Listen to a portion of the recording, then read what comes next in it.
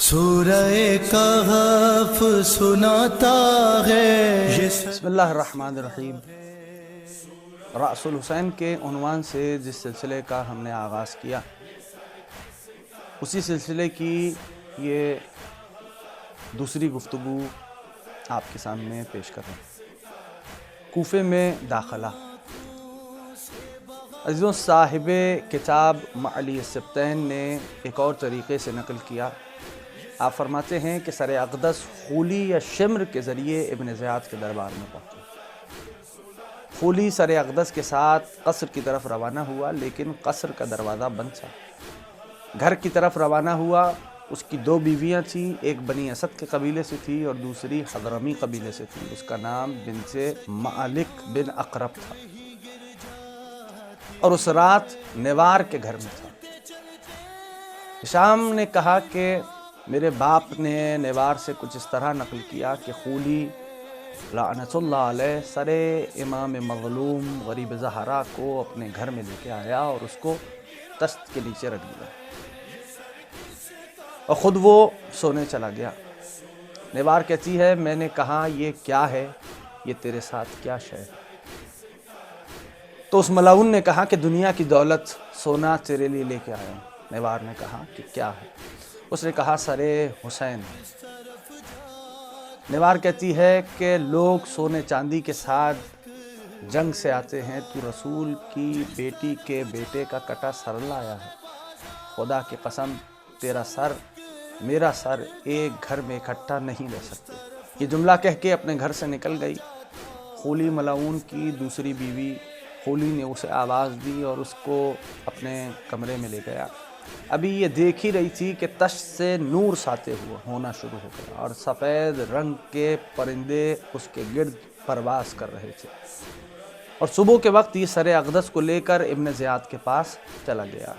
یہ روایت معالی السبتین میں بیان کی گئی۔ اور عزیزوں، اسی کتاب کے حوالے سے جو شخص سر اقدس کو لے کر ابن زیاد ملعون کے دربار میں گیا تھا، وہ شمر ملعون تھا۔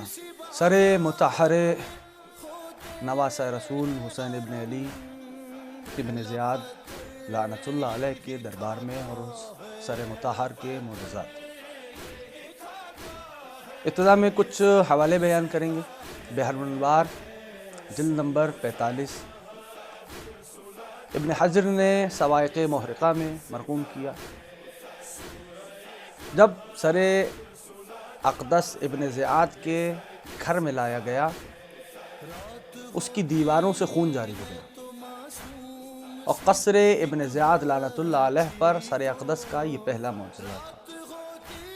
کتاب تذکرۃ الخواص اور قمقام زخار میں مرقوم ہے کہ سر اقدس کا دوسرا معجزہ ہے جب ابن زیاد لعنت اللہ علیہ نے سر مطہر ابا عبداللہ کو اپنے ہاتھوں سے اٹھایا۔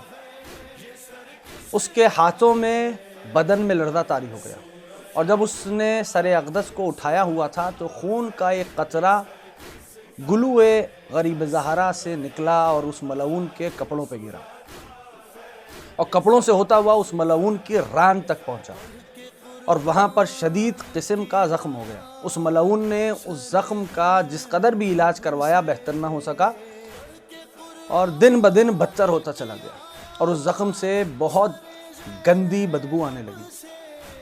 ابن زیاد لعنت اللہ علیہ نے اس بدبو سے بچنے کے لیے مرتے دم تک مشک اپنے ساتھ رکھا تھا۔ ابن زیاد ملعون نے اس کے بعد سر مطہر ابا عبداللہ کو تشت میں رکھا، اور چوب خضران سے مولا کے دندان مبارک پہ مارتا رہا، یہاں تک کہ زید ابن ارقم نے کہا کہ اپنی لکڑی کو ان کے لبوں سے ہٹا لے، مجھے اس اللہ کی قسم جس اللہ کے علاوہ کوئی معبود نہیں، میں نے رسول خدا کے لبوں کو ان لبوں پر دیکھا جو چوما کرتے تھے ان لبہائے مقدس کو۔ اور اس کے بعد زید ابن ارقم نے چیخیں مار کے رونا شروع کر دیا۔ معالی السبتین کی دوسری جلد میں مرقوم ہے کہ ابن شہر آشوب نے نقل کیا کہ ابن زیاد لعنت اللہ علیہ نے حکم دیا تھا کہ سر امام حسین کو لکڑی پر باندھ دیا جائے۔ واہ غربتہ، نواسہ رسول کے ساتھ امت مصطفیٰ نے یہ کیا۔ پھر صاحب معالی السبتین تحریر فرماتے ہیں کہ اس سے آگے کہ یہ سب سے پہلا سر اقدس ہے جو لکڑی سے باندھا گیا. ہائے کبھی شمر ملعون کے ہاتھوں میں، کبھی خولی کے ہاتھوں میں، کبھی تنور میں، کبھی صندوق میں، کبھی نیزے پر، کبھی لکڑی پر. جب سر اقدس لکڑی پر باندھا گیا تو اس وقت سر اقدس نے سورہ کہف کی تلاوت شروع کر دی. اس کو ہر ایک ستاتا ہے.